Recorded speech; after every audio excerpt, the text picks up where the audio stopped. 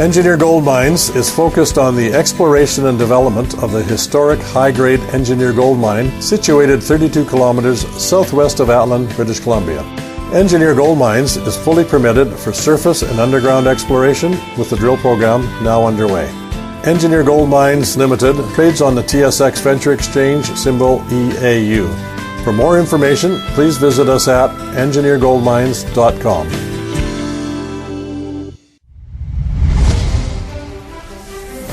Welcome to the Goddard Report. Comments made on the Goddard Report and TalkDigitalNetwork.com are an expression of opinion only. Here is Jim Goddard. My guest is Kris Sims, BC Director of the Canadian Taxpayers Federation, her website taxpayer.com. Welcome back to the show, Kris. Thank you.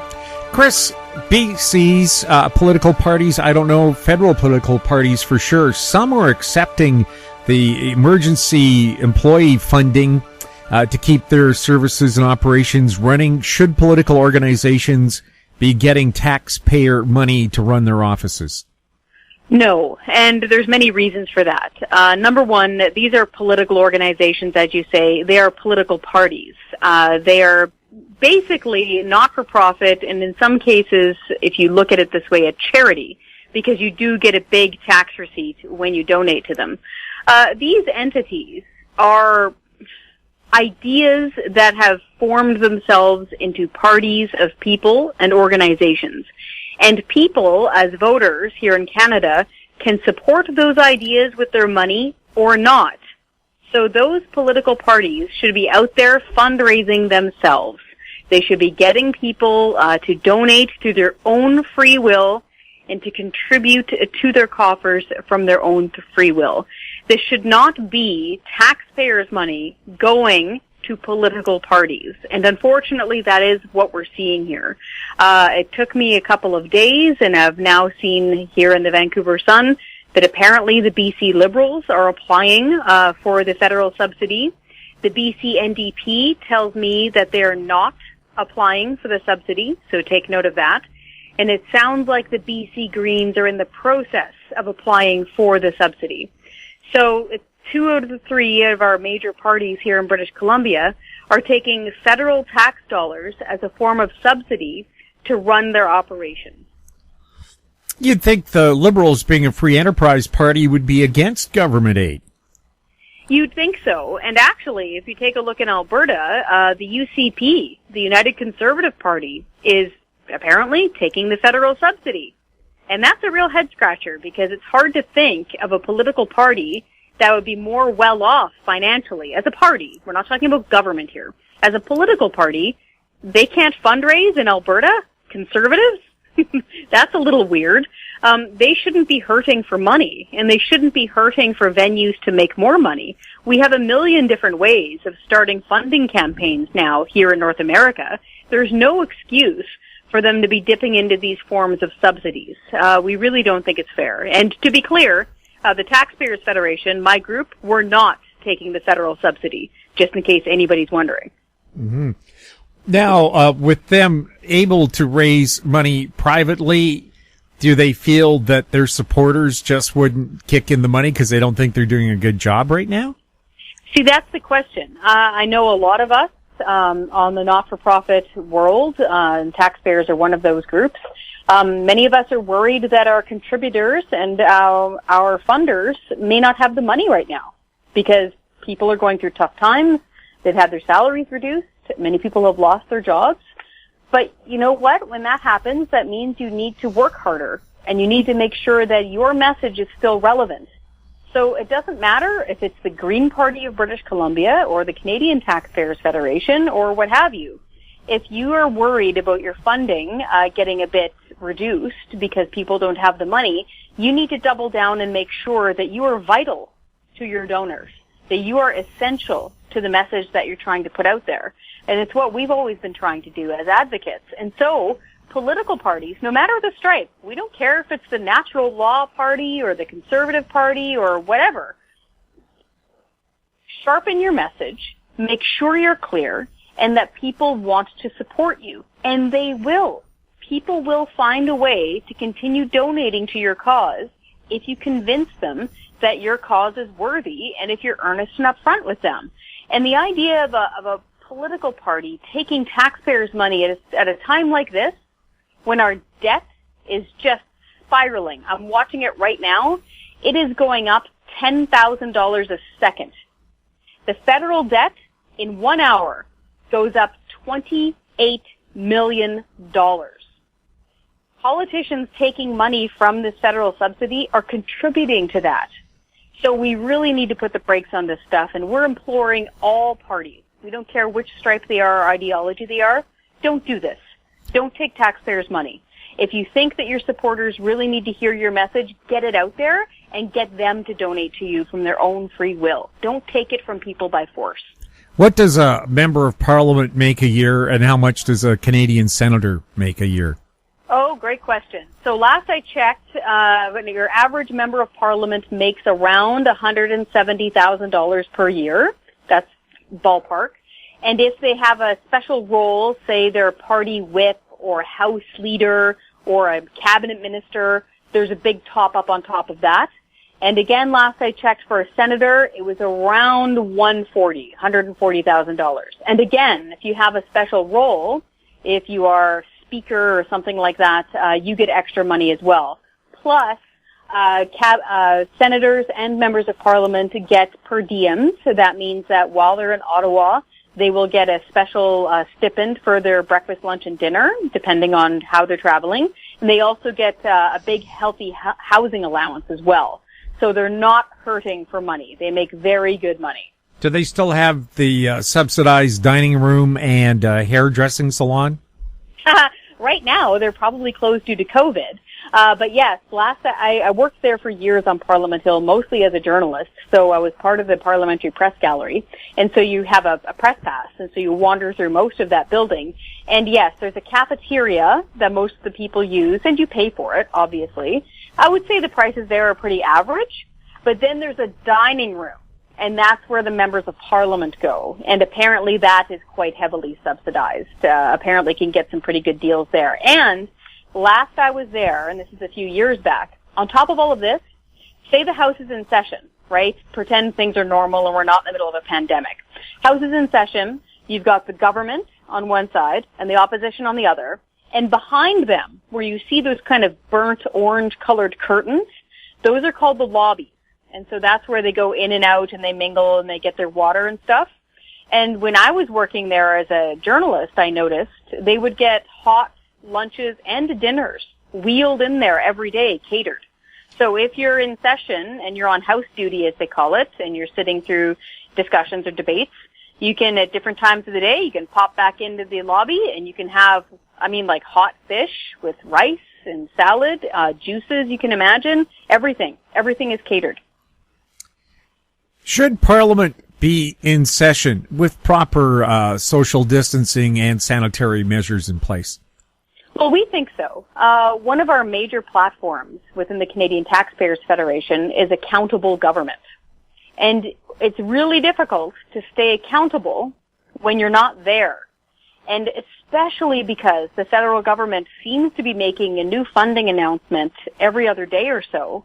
That's our money. And we know we're in the middle of a crisis. We get it. We know. But we need to have at least oversight. The idea that we can be rubber stamping and earmarking, in some cases, billions of dollars of new spending without parliamentary debate and oversight is really concerning because mistakes can be made. And so that's why, of course, using the proper social distancing and keeping everybody safe and healthy, they need to show up for work either virtually or in person so that we can hold them to account and that they can answer both questions from the opposition and the journalists in the parliamentary press gallery. The idea that they can just not have sessions and keep spending and keep governing in the middle of a crisis is very concerning. We'll have more with Kris Sims right after this. Cypress Development Corp is developing a world-class lithium resource in the heart of Clayton Valley, Nevada. The size of the resource makes the Clayton Valley project a premier asset with the potential to impact the future of lithium supply. Cypress Development Corp trades on the TSX Venture Exchange, symbol CYP, the OTCQB, symbol CYDVF, and on Frankfurt, symbol C1Z1. For more information, please visit our website, cyprusdevelopmentcorp.com. Media recognition from Bloomberg, Reuters, recycling trade publications, patented process for 100% recovery of critical metals, including cobalt, lithium, nickel, manganese, aluminum. American Manganese is focused on recycling lithium-ion batteries for electric vehicles. American Manganese trades on the TSX Venture, AMY, the US, AMYZF, and Frankfurt 2AM. For more information, visit AmericanManganeseInc.com or phone me, Larry Ray, at 778-574-4444. Welcome back. We're speaking with Kris Sims. Kris, a lot of big companies like airlines will be asking for government help if they haven't already received it. We're finding out the CEO of Air Canada said, "See, I'm taking it on the chin. I've cut my salary in half to $5.8 million a year." Should somebody making that kind of money with a company, does that company deserve government taxpayer help? That's a really important question, and it's something that we were dealing with before the COVID-19 pandemic. We, of course, saw government welfare going out to companies like Bombardier all the time, and it's something that the Canadian Taxpayers Federation has really rallied against now for years. It's one of the main reasons why we exist. Why do we have constant corporate welfare checks going out the door? If a company can't make it on its own through excellent customer service and people putting their own money into it as a company, customers and shareholders can choose to put money into a company that they agree with and like, and they want to support. There's always an option for that. It shouldn't be the bank of the taxpayer constantly bailing them out. Now, in the middle of COVID-19 pandemic, we're trying to be reasonable. We know that some companies are going to have a lot of trouble. But we really want to put our foot down here and say, this money comes from a place. It comes from us. And our national debt is exploding right now. And if the federal government doesn't learn how to say no, or put very, very strict, you're going to have to pay this back requirements onto this sort of money, we're going to go bankrupt. We're going to wind up with way too much debt than we can handle as a country. And so we really are imploring the Finance Committee and the Finance Minister to think long and hard before they write these checks. And so again, if there's some way that they can be helped out that it wouldn't bankrupt taxpayers, maybe it's a structural change, maybe there's regulations that can be fixed, maybe there's something that can be done that doesn't involve us giving them several $1 million, we would encourage them to see that. Maybe the government can actually do some work instead of just writing a check all the time. Mm-hmm.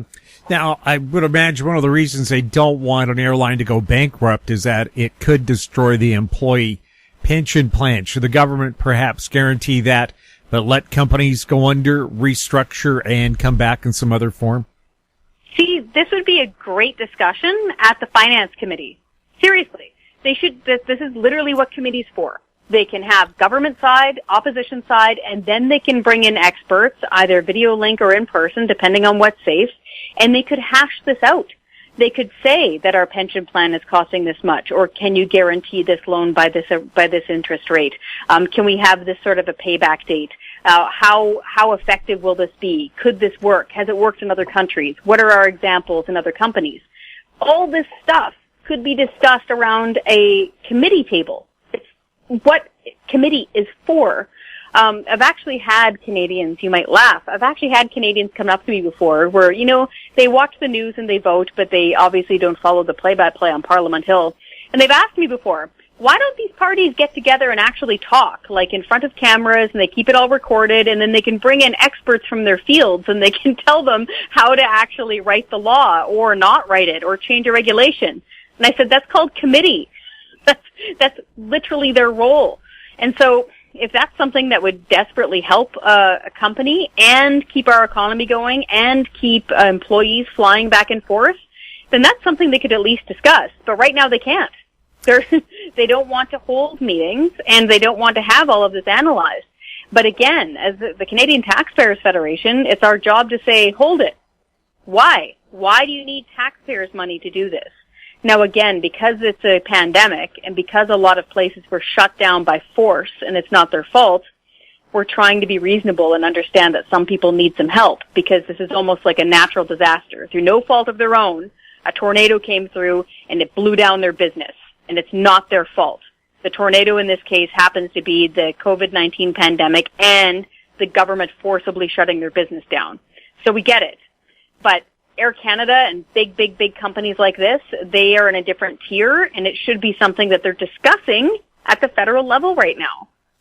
Now, I know there's supposed to be a divide of some kind between the legislative side of government and the judiciary, but I always wondered why legislation is written, it's challenged in court, and then judges, or if it's a court of appeal or Supreme Court, a panel of judges, will interpret what the intent of that law was. And I've always wondered, well, why don't you just call in the ministers and the government members who wrote the law and ask them, what was your intent? Was it to close down an industry, or was it to make it safer for consumers? Well, it's a great question. It all depends. Well, I guess going forward, I'd like to see those questions asked. And I think once the dust clears, and hopefully it's sooner rather than later, God forbid we have a second surge coming up in the fall. Let's hope we don't, but prepare for the worst if we do. Frankly, those questions are going to have to be answered. And they're going to have to say, was this the best practice? Did we do this right? Did we make the right decisions at the right times? Was the cure worse than the disease? Or did we prevent thousands of people from possibly contracting this by our actions? All of those questions are going to have to be answered. And taking my Canadian taxpayers hat off for a second and putting my old journalism hat back on, I've covered Supreme Court cases several times. And in some cases, the justices will be interpreting law. You're right. And in some cases, they absolutely do have lawyers representing the federal government in there answering for it. What did you mean by this? What's the interpretation here? Based on that example, what about this? And they can sometimes take days. And they're actually quite fascinating cases. It can have anything from, the definition of private property to intellectual property law, and everything in between. Even, how Elections Canada functions. They will bring in federal government officials who were involved with writing the legislation at the department level and say, what did you mean by this? So it does happen. Yeah, the reason I ask is if you take a literature course, you'll have a professor tell you this is what this particular story meant or this poem meant. And I went, well, it meant this to me. And they just tell you you're outright wrong. And if it's modern literature or poetry, you could have the author come in and answer those questions. What did you intend? And when I've had a chance to ask a musician, like, what did you mean by the lyrics?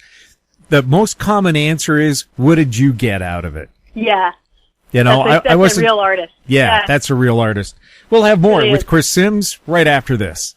Aven Resources Limited is a gold exploration company with significant projects in British Columbia and the Yukon, trading on the TSX Venture Exchange, symbol ABN, and the OTCQB, symbol ABNAF. Surrounded by world-class gold deposits and mines, Aven's 23,000 hectares Forest Kerr Gold Project is located in the heart of the Golden Triangle in northwestern BC. For more information, visit us at avenresources.com. Don't miss out. Stay informed. Receive the HowStreet.com weekly recap with thought-provoking podcasts, radio, and articles delivered to your inbox. Sign up for the HowStreet.com weekly recap on our homepage at HowStreet.com. Welcome back. We're speaking with Kris Sims. Kris, even though we're in the midst and just maybe pulling out of a health crisis, and cities across the country are saying they need senior government help because they've had to spend a lot of money and not bring a lot of money in, are there still examples of silly or needless spending in a time of emergency? Yes, and I really wish I could tell you otherwise. I've got a couple of examples here for you. So number one, the city of Montreal, absolutely beautiful city. If anybody gets a chance to visit, I've had the privilege of being there a couple of times now. So like most cities, they say, oh my goodness, we're in the middle of this terrible crisis. We're pretty much broke. We're going to have to hit up both the provincial in Quebec City governments for money and the federal governments for money because the city of Montreal is broke. Okay? After they said that, they spent more than $600,000 on a modern art installation which was a series of bronze statues that are supposed to represent, pardon my language, mushroom penises. Well, I didn't know mushrooms had those. Me neither. And I accidentally found out what the word meant. I was speaking with my colleague in Quebec, the Quebec director, Renaud Broussard, for the Canadian Taxpayers Federation, and he's doing a bit of our chat about our Waste Watch section. It's been a long time section of our old magazine. And I said, what does this mean? And it was a French word. And he said, well, to put it nicely, it is mushroom reproductive organs. I thought those were spores. In fact, the first part of the word is spore, but the rest of it is kind of an artistically interpreted version of it, apparently. Again, this is all in translation, and this is something that my colleague is telling me that, yeah, this is what it is. So you can take a look at it. The picture's on our website. To me, it looks like if you took a candle and dumped a whole bunch of drippy melted wax over top of like a pencil and let it dry, that's what it looks like. And the people of Montreal spent $600,000 on that after the COVID-19 pandemic. So they don't have money for, roads or helping people with, personal protective equipment or anything like that, but they'll blow more than $500,000 on that. Now, something I think that would be worthy of preserving is across Canada, all these boarded up storefronts to protect them from break-ins during this shutdown. There's some beautiful artwork on them to make the downtown areas look nicer. Should there be efforts to preserve that, perhaps in rapid transit stations or in parks? Because some of it is downright beautiful and creative, and as far as I know, hardly cost anything to put up. That's a really good question. Actually, I was, for very essential reasons, I had to drive downtown Vancouver just a couple of weeks ago, and I usually go down Hastings, and also I think it's important to see what that area looks like. I don't think any British Columbian should turn away. We need to see what's going on there. But I did notice that on some of the boarded up areas, it was quite the art. Someone was really expressing themselves as to what is essential as a human and what is not. It was very colorful. There wasn't any bad language on it. That's a really insightful question. It could be something they could do for next to no or no money. I mean, we're already paying city workers, right, within Metro Vancouver. We're already paying TransLink workers, for example. We already have publicly funded people working in and around the area. The idea of simply removing them from that part, shellacking them or something, and then putting them up at where we've already paid for it, at a bus stop or something, yeah, why not? If people like it. It's something that I would want to open up to, say, City Council. Don't spend a lot of time doing it, but at least ask for a vote. Do an online poll or something that it doesn't cost any. It's already on the website. That's a great question to ask the people of Metro Vancouver. Do you want to preserve some pieces of this and put them up in different spots around town? Kris, thank you so much for chatting with us. Thank you for caring so much about BC. My guest has been Kris Sims, BC Director of the Canadian Taxpayers Federation. Her website, taxpayer.com. Kris, is there a place for people to contact you personally? Yes, they can. They can go through that website and click on staff, and my email and my cell phone number is right there. And if they have a pen handy right now, it's ksims, K-S-I-M-S, at taxpayer.com. You're listening to the Goddard Report on TalkDigitalNetwork.com. Find us on Twitter at TalkDigitalNet. Our YouTube channel is Talk Digital Network. And if you have any questions for our guests like Kris, you can also send them to info@howstreet.com. We're also on Facebook. I'm Jim Goddard. Thank you for listening. Comments made on the Goddard Report and TalkDigitalNetwork.com are an expression of opinion only. The Goddard Report is available online and mobile at TalkDigitalNetwork.com. The Goddard Report is a production of How Street Media Incorporated.